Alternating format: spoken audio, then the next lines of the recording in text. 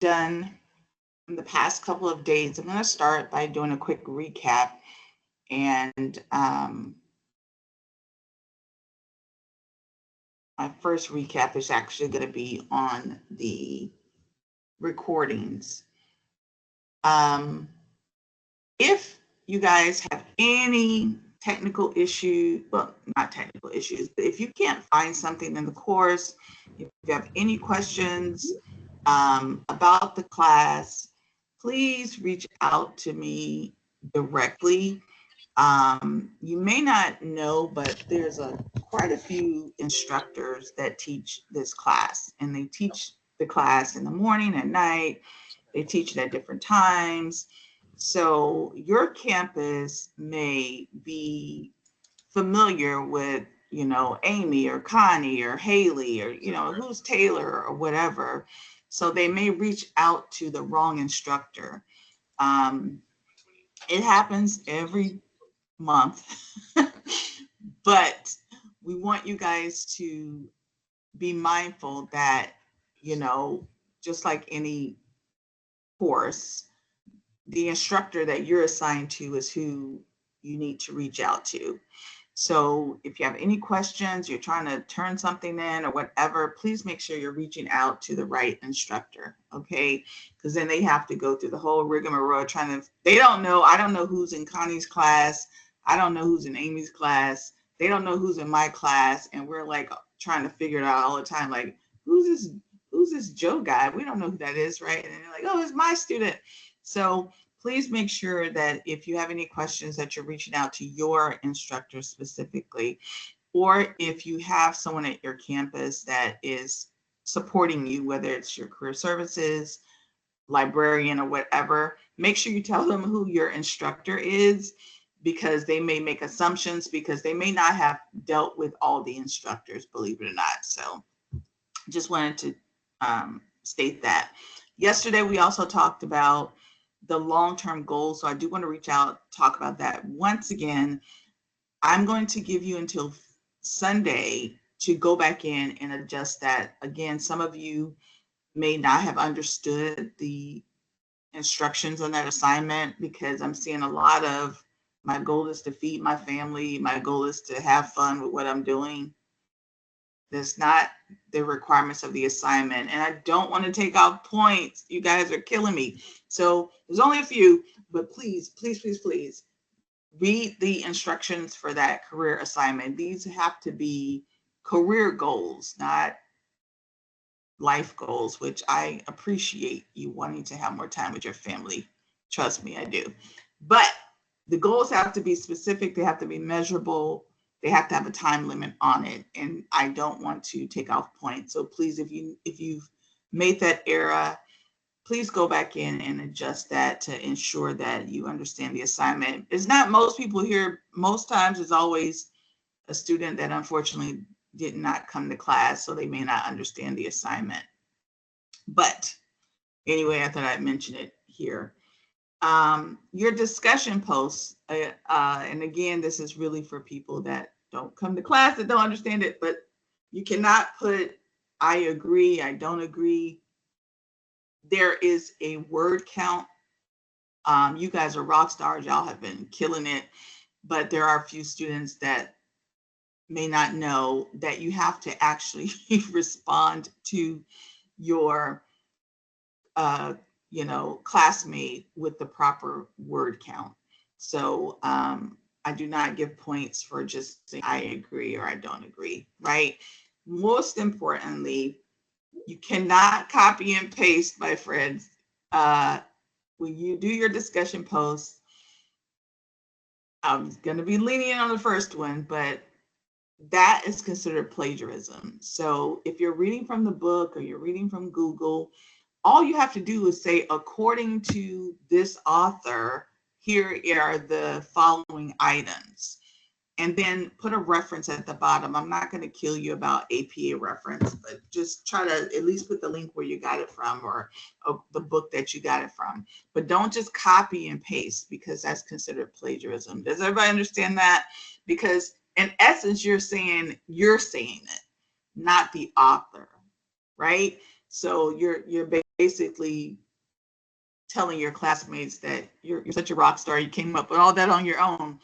And then you start to see people with the exact same discussions, word for word. So please put according to the author, put the author's name. And if you need help on APA, you don't understand that, you can always reach out to your librarian, student services. They can help you on that. But please, moving forward, I'm going to have to, dock you for that, because that is big no. Like we know that even from high school, right? Don't do that. Okay. Your mock interview and your resume writing is not with your professor. I've seen some people tell me that they're meeting with their professor. No, that's with your career services. Again, your career services, they're going to be working with you guys to get a job. Like some of you that are graduating soon, you probably have already started working with career services. So your mock interview and your resume is with your career services, unless miraculously your instructor at your campus is also career services. I don't know how that works, but that is with career services. Please do not go to an instructor at your campus for that. Now, for the informational interview, yes, not for a mock interview. Any questions on that? And you cannot sign your own resume. You cannot sign your resume. Remember, career services is signing your resume to say they've seen it. Why do we have you do that?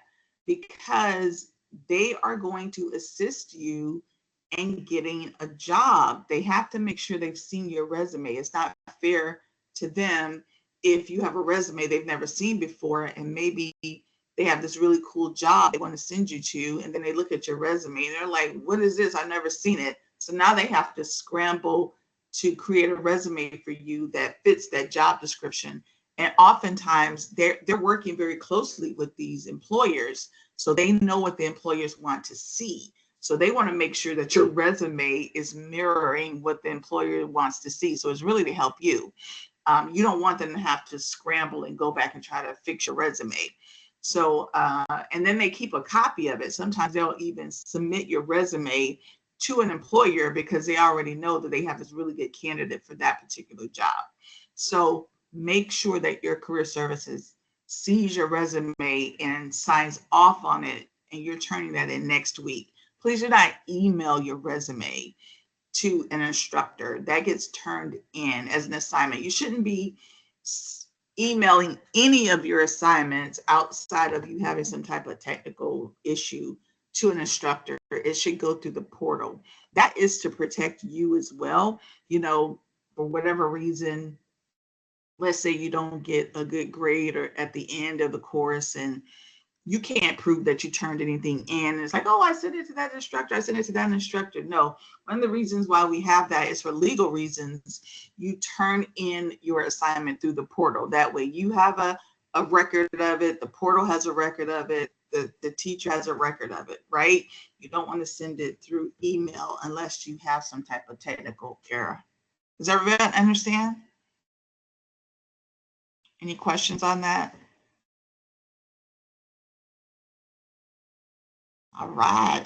Let's get into it. I don't know. I always feel like this is our Friday, so I always feel like we need to get in and get out of here. So let's get into it.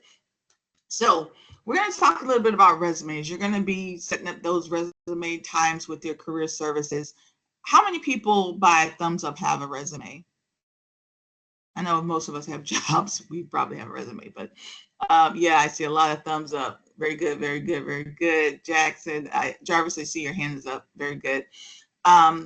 Yeah, and so we all know what a resume is. We know it's a written documentation of the work that we've done, but we do want to talk a little bit about it. And we also know, hopefully, that resumes can look a lot of different ways nowadays, right? They're called, you have your standard resume, you have your chronological resume, you have your industry specific resumes. Like there's so many different types of resumes that you can write. Certain industries, especially like the technology industry, they give a little bit more flexibility in how they like to see resumes, as opposed to other industries that want to see it that very traditional way. So even that's a thing, right? Also in education field, they, sometimes they call theirs, the curriculum vital, I think it's called.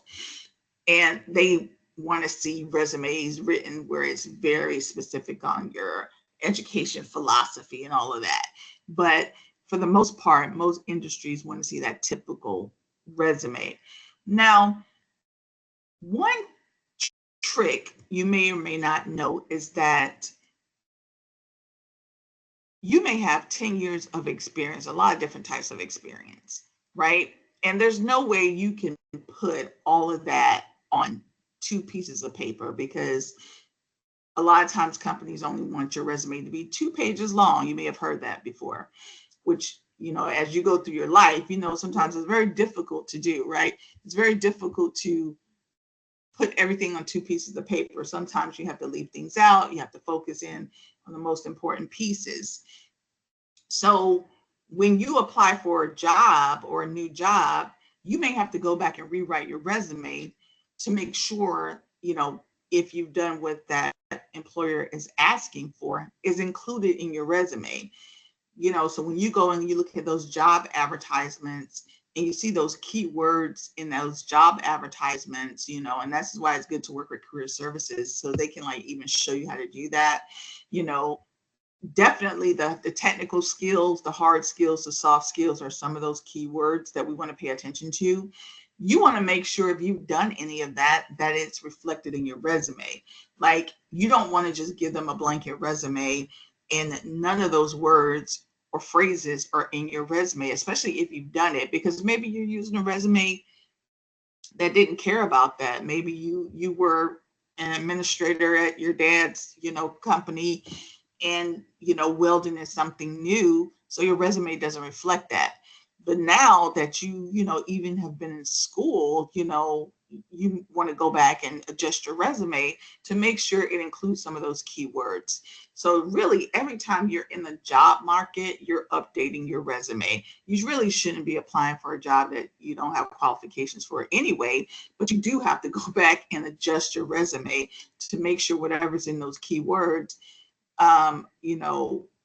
are going to be in your resume, because so many companies nowadays are using these automated systems and they're just funneling your resume through.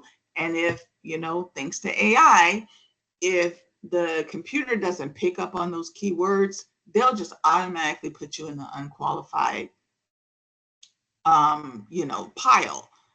It's happened to me on a number of occasions where I knew for sure that I was qualified. And I even would go back and redo my resume. And sure enough, lo and behold, I'm qualified. But because my resume didn't include those keywords the first time around, and it's because sometimes I got lazy, and you don't know who's using the automated system and who's not, my resume didn't get picked up. So you really want to make sure that, before you just write a blanket resume, and even with career services, doing your resume, they're working with these employers. So if they're sending you out on a job, they're going to make sure those keywords are in your resume. But if you're going out for a job on your own and you're not physically at a job fair or something like that, then, and you're just applying through an Indeed or LinkedIn, you may have to adjust that resume that career services just did for you to make sure those keywords are in your resume. To that point, I forgot this one thing about participation. I do want to say this too. I got a couple of questions about this. Listen, we know that, I feel like the church lady giving all the announcements at the front. I forgot to say this one, guys. Sorry, bear with me. We know that you guys may not always have, time to come to this live session. That's why we record it. But also, we understand that, you may just have to watch the video and turn things in. If you are unable to either come to the live video or watch it prior to 12:30, unfortunately, that is just considered absent for today. It's not a huge deal. One day is not going to kill you. we often get a lot of requests, saying, oh, because God forbid things happen. Trust me, I know. I've been in school and my teacher won't give it to me either. People have accidents, they have to deal with kids. Some people have job, they say, oh, I have a job interview, all kinds of stuff. We get it. But unfortunately, you just have to miss for that day. It's not going to, as long as it's not habitual, you should be fine missing one day or two. We get some requests to send the participation question, and it really kind of defeats the point, because you're supposed to be watching the live session, not just getting the participation point. Because by watching the live session, you understand what was told for that day.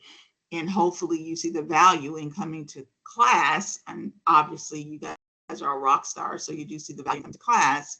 So just asking for the participation question is not really helping you. And that's why we don't do that, because we want to make sure you're getting the information. It's our job, really, to make sure that you're getting the information. That's what they pay us to do.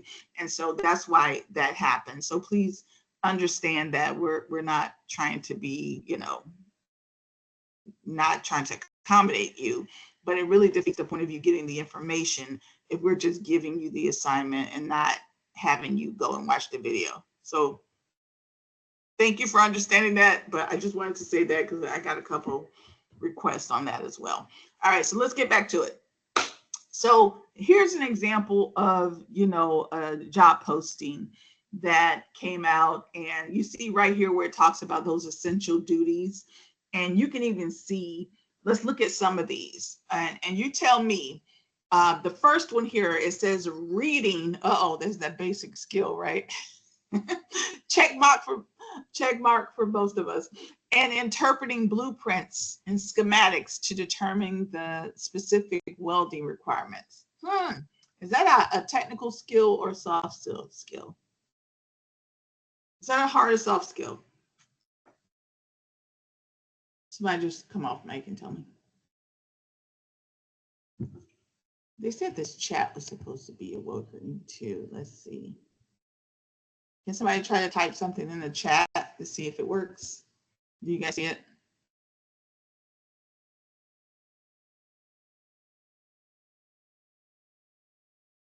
Nobody? Nobody's gonna help me. No. It says members, only members of the team. Oh my gosh. Okay, so I gotta tell him it's still not working. I don't know what he's doing. Okay. Anyway, sorry about that. What happened, not to get too technical, but to tell you guys what happened with that. So when we're doing the Microsoft Teams, normally most of us have probably been on Teams before, right? Normally they don't have the students and the instructors on two different servers, but apparently we're on two different servers, and the servers are not engaging with each other. So this is why it's messing up the whole chat thing. So sorry about that. That's the way they configured it. So that's why it's giving us those limitations. They've been trying to fix it, but whatever, I guess they'll work it out. But those reading and interpreting blueprints, that's a hard skill, right? For welders and electricians, and probably even HVAC people as well. Setting up and maintaining your welding equipment, operating your manual, maintaining a clean and organized workplace. Performing routine maintenance and adhering to safety protocols, staying up to date, working with other team members. Those soft skills are always down there at the bottom, like I told you, right? All that's very important. So you want to make sure some of this, we've highlighted some keywords, but you want to make sure this stuff is in your resume, because you don't know what keywords that they've programmed into their little automated system, but you want to make sure enough of this is in your resume, especially when you start talking about safety, right? And manuals and blueprints, that stuff is in your resume somewhere, right? So that little automated system can pick up on it, right? I don't really like the automated tracking systems, but whatever. But the larger the company is, the bigger the chance that they're using an automated tracking software, right? It's a tool that they use to go through resumes. And, nowadays with LinkedIn and Indeed, I get it. They're getting hundreds and hundreds of resumes. Some people are not qualified, but they just apply anyway, and you can't keep people from applying. So they're trying to, be more efficient by using these automated tracking systems, but it doesn't always help us. So we have to do our due diligence and just adjust our resume. So how many times can you adjust a resume? Tell me, how many times do you think you're adjusting your resume? Somebody tell me. What do you think? There's no right or wrong answer, but just using that, if every time you apply to a job, you may have to do what? Adjust your resume. I know, isn't it annoying? It is annoying. That's why people hate looking for jobs, because one company may be looking for this and one company may be looking for that. And you may say, so do I lie on my resume? No, you don't lie. It's just maybe you didn't highlight that. So if the company has, oh, we also want someone that worked as a team lead, maybe you didn't have that highlighted before on that previous resume, but now you got to go back and add in that you actually worked as a team lead. Or maybe they want someone that also has helped out with inventory for whatever reason, right? So now you're like, oh shoot, now I got to go back and add that in. And you want to take the time to do that because, again, you want to make sure that you have as many keywords in your resume as possible. Make sense? A lot of resumes, like I said too, they have a standard, the way that they look in terms of having a heading and a summary of who, the work you've done.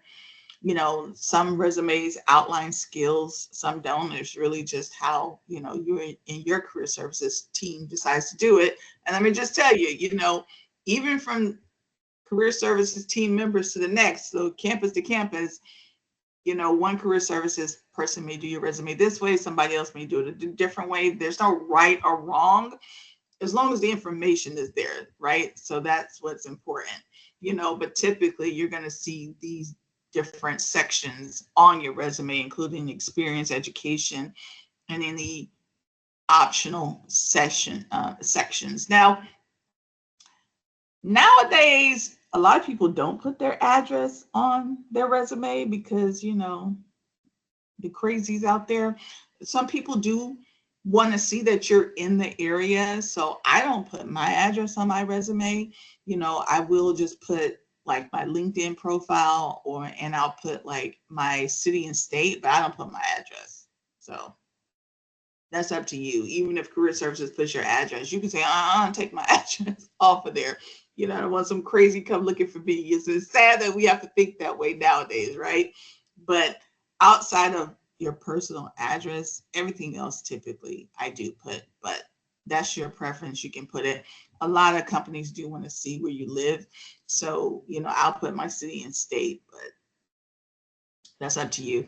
The summary section really is just like a quick glance. Oftentimes it mirrors a cover letter if you're doing a cover letter of what the type of work you've done over the past 10 years. Typically, a resume goes back 10 years. Some people do it further back.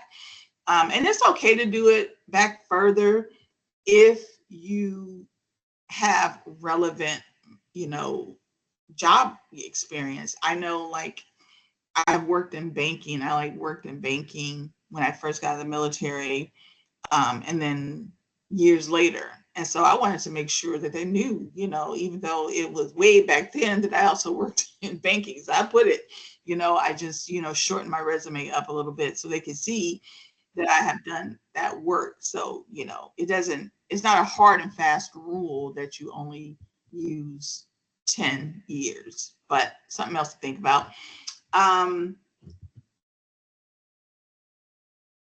When it comes to your skills to me is an optional section. It really depends on how much you got going on. Again, an old timer like me may not have a skills section because of my resume is just too long. But, if you do have a skills section, you do want to focus in again on those hard and soft skills, mainly the hard skills, especially for technical people, and, bulleted is fine. you know, whether it's 2 columns, 1 columns or whatever. You don't want to make that section too long because remember they're trying to get to the good stuff. They want to get to the experience. You know, that's what they're looking to see. So, you know, keep that skills section short and sweet, but it is a good place to highlight some of those keywords. So that's something there too. You can put it. With education, you know, education again, short and sweet. Now, back in the day, the advice was if you don't have a lot of experience, to put your resume at your education at the top of your resume. But if you have a lot of experience, to put your education at the bottom of your resume. You know, go with whatever your career services person tells you. But that is just how I was taught, you know, and that's how, you know, when I have done resumes.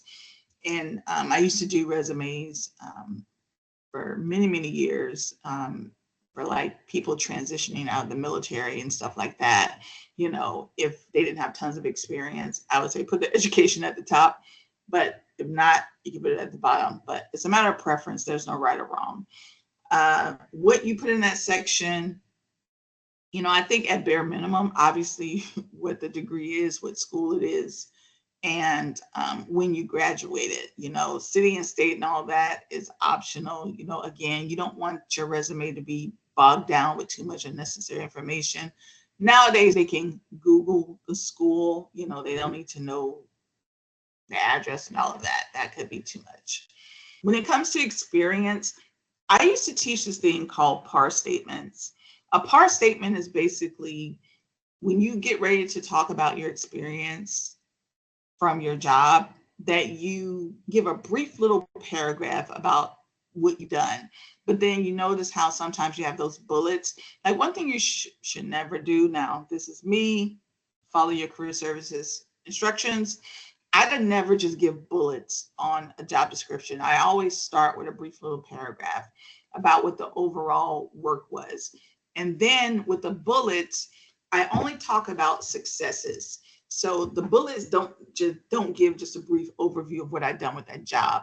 The bullets give how well I did the job. So the overall statement would say, you know, worked as an education professional in the field of business and technology for the past 22 years, serving both international and national students.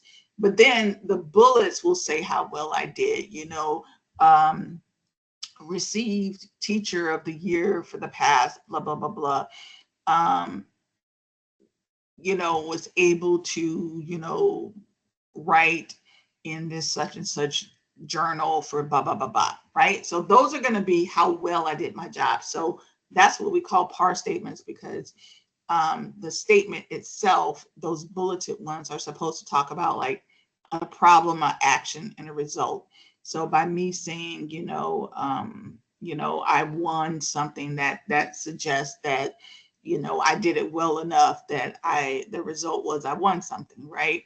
Now, that's how I teach it. But, you know, work with your career services, read the book, and they may not call it a PAR statement, but they may just, you know, call it something else. Like here, the book calls it accomplishments while you were on the job, right? What did I do so well that I want to highlight it? And if those things also help you to highlight those keywords, even better, because it's very difficult to talk about all the wonderful stuff you've done at a company, but this should help. And hopefully this is helping some people demystify the resume. Are you guys starting to get how the resume works? Hopefully you are, because I know some people are like, oh my God, what do I put in this resume? Good. I'm glad you're getting it, you know, because I get anxiety. Y'all should know I always talk about anxiety. You know, I'm an overachiever, so I get nervous about everything. Even at 52, I still get nervous about everything. I'm an overachiever. I've accepted it. So I like to know what's expected of me, right? So, but once it's demystified and you see, oh, okay, that's what that is, you're not afraid of it anymore.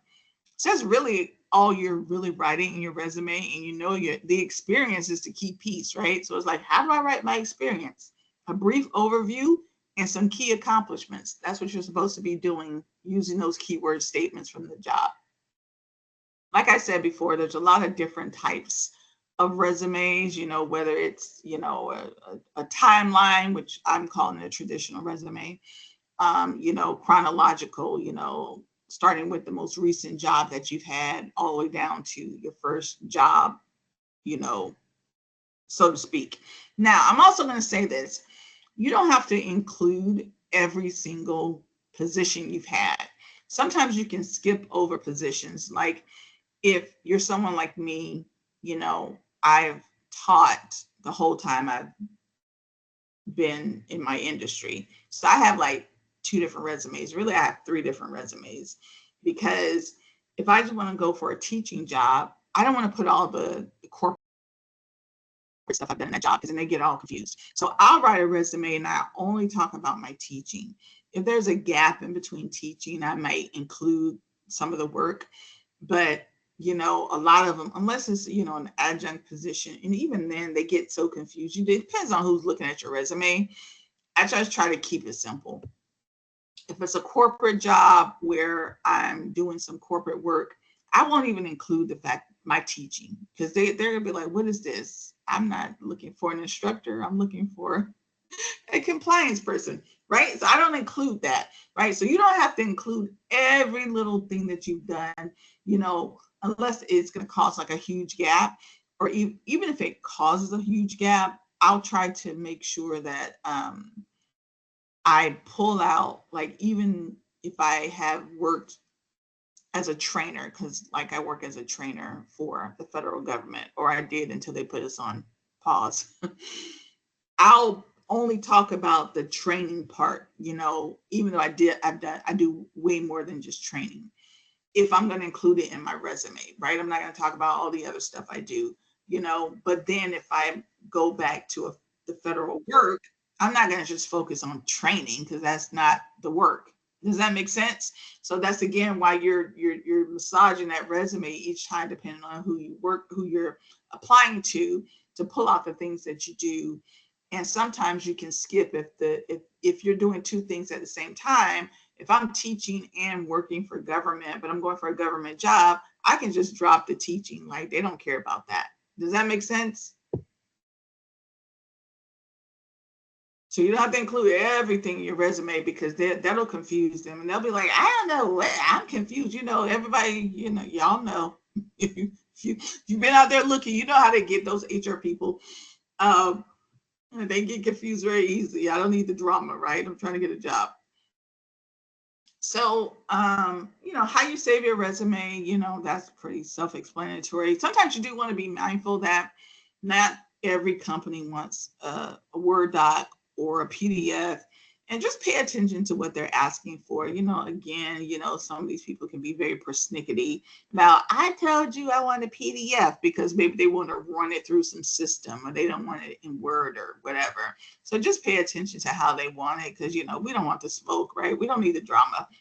We're trying to get a job. But typically it's either Word or PDF. Most times it's PDF nowadays because you don't want them to make a mistake and adjust your resume and delete something because they were going through it, maybe highlighting, and they made a mistake and deleted something, and that's why people say don't send Word, send a PDF nowadays. But that's all that's really about, right? Like I stated before, there are non-traditional resumes. Again, it depends on what industry you're in. I know specifically the education and IT, they accept those non-traditional resumes, probably even healthcare too, I'm not sure. And it's just where you're just rearranging things. Sometimes you put your top skills, there's a skills-based resume where they only want to see the skills that you have. They don't need to see the chronological list of the jobs you've worked for, but for the most part, I still see companies like the traditional resumes because it's just easier for them to look at. Some people are not going to be as experienced looking at those non-traditional resumes. So if you're going for a traditional job, please don't send a non-traditional resume unless you're pretty sure that industry, that's how they like to see it. Because like I said before, you don't want to confuse them. I'm not picking on HR. I actually did some work for HR. I used to train certification HR people. So, I know how they think. They're doing a lot of, hiring. They're going through a lot of resumes. So we want to keep it as simple for them as possible. Trust me. When you're doing your resume, again, you want to have a checklist of sorts, before you post your resume. I am guilty as charged because I think I'm up to 5 different resumes. And I have submitted the wrong resume before. It happens. Life happens, right? So you want to make sure you proofread, spell check, make sure it makes sense, because you're copying and pasting, you're redoing the resume 12 times. I've had people tell me something on my resume. I'm like, it is, and I've forgotten. That's a funny story. When I was in the military, and I was just getting out of the military, I was transitioning, and we had like career services, kind of like you guys. They wrote my resume for me. Back in those days, I'm some young kid. I don't know anything about writing resumes. I didn't know what she put on the resume. I probably should have read it very, very closely. But quick little story. When I was on my way to this job, and this just traumatized me, that's why it stood out. I'm a soldier, right? And, so I'm in soldier mode. Anybody ex-military, you know what I'm talking about. When you're in soldier mode, you're in soldier mode. And right when I was getting ready to go to the job, this back in the day, you know what I'm talking about. Thank you very much. Guess what I saw? On the side of the highway, this worker was a weed cutter, and he was cutting the weeds. And y'all know what he did, right? I don't want to be graphic, but yeah, right across his leg. So what do? I'm a soldier. I pull off. I jump out my truck. Remember, I'm on my way to an interview. I try to pull the tourniquet. I'm calling the 911. I'm staying with the guy, telling him, he's in shock. He's in shock, so I'm cool, calm, and collected. I go into shock afterwards. That's typically what happens, guys. We go into shock afterwards. It's not like we're the superhuman. So the ambulance comes, jump back in my truck. I go to my interview. I sit down, give the lady my resume. She starts asking me stuff about my resume. What's on my resume? I forgot what was on the resume. I started talking about the guy that almost lost the leg. She's looking at me like I'm nuts. Clearly did not get that job. She did not, think it was great that I tried to save someone's leg. And I completely forgot what was on the resume, which is hilarious. So make sure you know what's on the resume. And, I guess they'll try to save people's leg on the way to your job. But, it's important for you to know what's on your resume, even when somebody's helping you. So make sure you go to that resume, make sure it makes sense. Make sure, sometimes they can ask you, so tell me about this. And you don't want to be like, oh, what page are you on? Let me see where you're reading from. Like you don't want that embarrassment like I did to myself back in those days. But so that's why it's so important. And then if you're changing your resume a lot, always have your resume handy. And what I did too, I would highlight stuff on my resume, right? So if I'm going to a meeting, sometimes I would highlight it, just to make sure, I talk about it, or if they bring it up, that I'll know, what to say.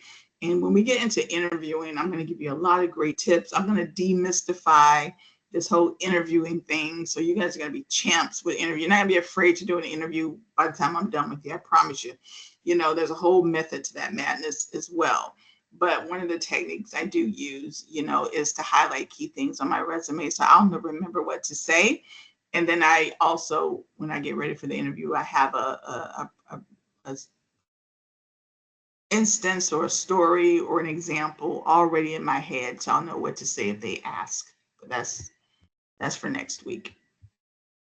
Now, professional references, you want to have those in a separate sheet. Obviously, if they ask for your professional references, make sure the people know that they are your professional reference. And what I'll do, I'll send my professional reference a copy of the job description. And it's okay to tell your reference what it is and what you want them to highlight, what you want them to say. Because remember, it could be a former coworker, but they don't know everything about you. So they may not know, the job that you're applying for. So it's okay to say, hey, I'm applying for this job, even though it's in HVAC, it's more customer service. So I'm going to be, customer facing. Make sure you talk a lot about, how I won that award for, being a great customer service person. It's okay to tell your reference that.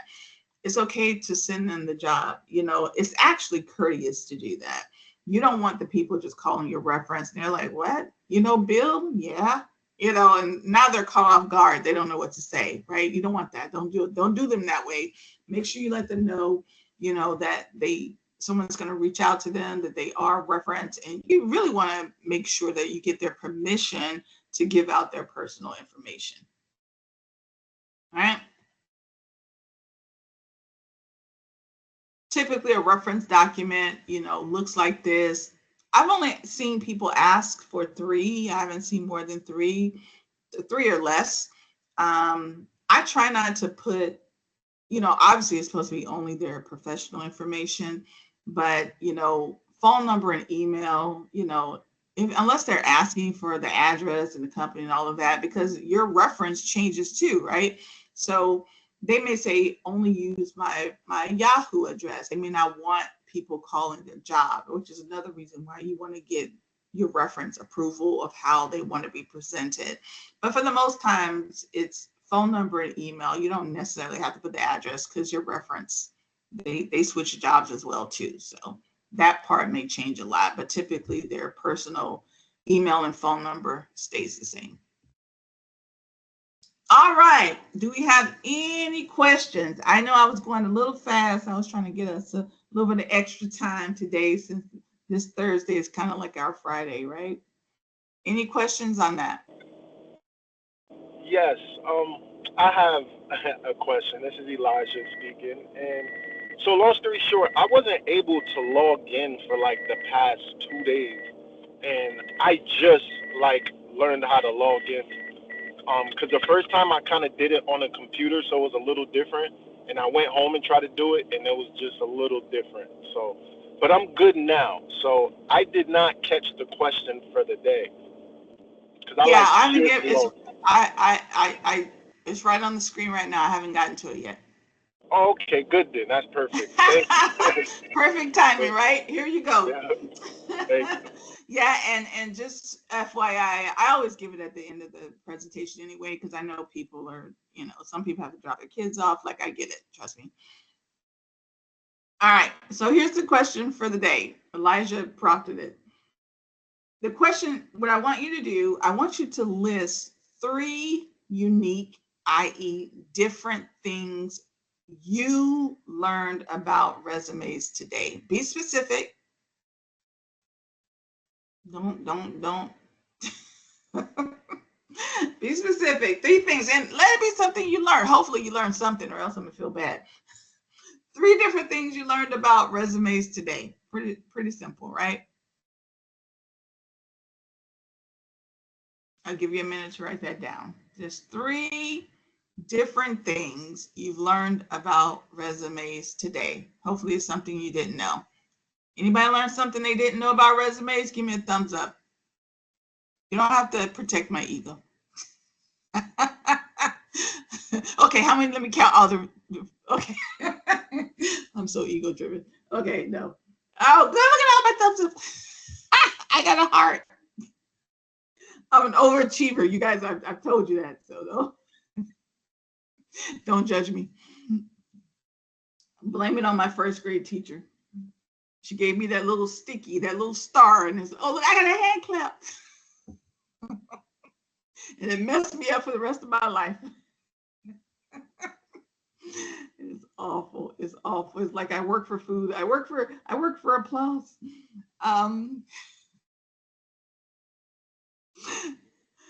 Funny story. My first job was McDonald's. Let me tell y'all. I know I'm such an overachiever. Nerd for sure. My first job was at McDonald's. And my first compliment as a worker was the people would come on their lunch breaks. And you know how there's always all these fast food places around. And this guy told me he only comes to McDonald's when I'm in the drive-thru because he knows he's going to get in and get out, because I did not play. Anything I did, I was an overachiever. Even when I worked at McDonald's at 15, we come through the line when you're at it because we know we get to get our food and get back to work. Do you know how that made me feel? I am 52 and I still remember that compliment. I also worked at A&W Root Beer, and I got a compliment for making the best root beer floats. Yeah. So if you know if I'm bragging about those compliments, I just like doing my job and doing it well. I do, and I think it's a good trait to have. If you get self-fulfillment from doing your job, like, to me, it's just, I've always been personally driven to do things well, and it's worked in my career. I'm telling you, it's worked in my career. I've been fortunate to get a lot of promotions and doing a lot of different things. People are like, oh my God, you're really good at this. Let me give you that. I'm like, okay, cool. I got it, boss. I've always kind of been that person. Sometimes it's got me in trouble too, though, let me tell you, though. Because then they're like, okay, well, hey, do my job too. And I'm like, wait a minute, sucker. I'm not doing your job and mine, so you gotta be careful. But I've always kind of been that way. All right, does everybody have this question?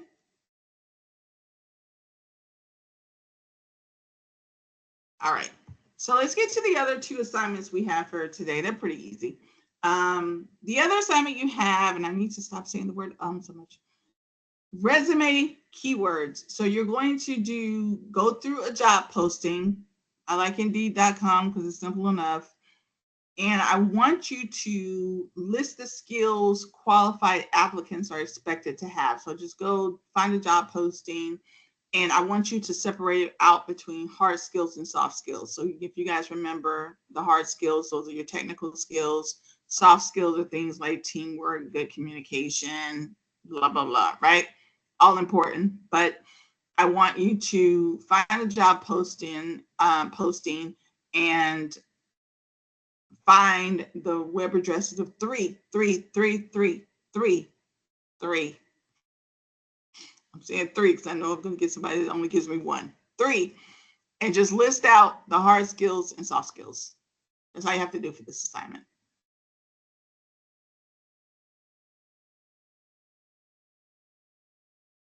Any questions on that? Y'all got me feeling good with all the heart emojis and the hand claps. I'm still like reveling in that right now. I'm so pathetic. All right. He's like, here's another one. All right. All right, y'all. Guess what? That's it. You guys, y'all did the whole week. Doesn't it go fast? It goes fast, right? We're pros now. We know how this thing works. We're gonna be out of here and graduating in no time. Now you know how it works. You know who the teacher is. You know she loves thumbs up and compliments. We get to go. Please remember, all your work needs to be turned in by Sunday. Please, my friends, no exceptions. I'm grading as fast as you give it to me. Please remember to respond to one of your classmates in your discussions. You cannot say, I agree. You need to physically write it. And also remember, get that work done. Get this done. I'm going to go back on what I say I never do. Get this participation question done now before 12:30. I don't want anybody losing points. You come to class. Elijah, I'm going to call you out really quickly because I know you've been having a hard time getting in. And you weren't here at the top of the hour. In order to get participation, you have to turn this participation question in by 12:30, right? So as soon as you get off here, go straight to participation question for Thursday. Type it in. 3 things you learn. Boom, you're done. I'm not going to look at this until 12:30. At 12:30, I'm going to go and see who did their participation question. That's how you get attendance. And here's Ivan. I should move the question now, shouldn't I, guys? All right, does everyone understand that? All right, no class tomorrow. Please don't show up tomorrow. We're off on Fridays for class, right? So you have Friday, Saturday, Sunday. I know.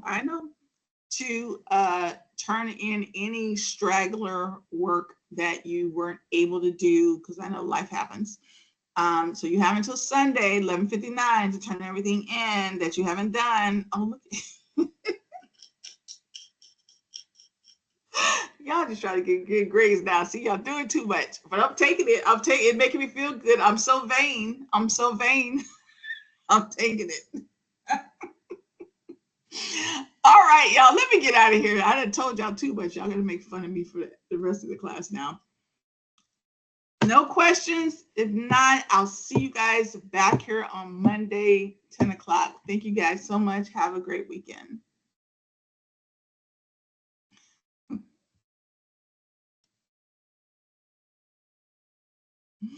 Y'all are funny. Get out of here.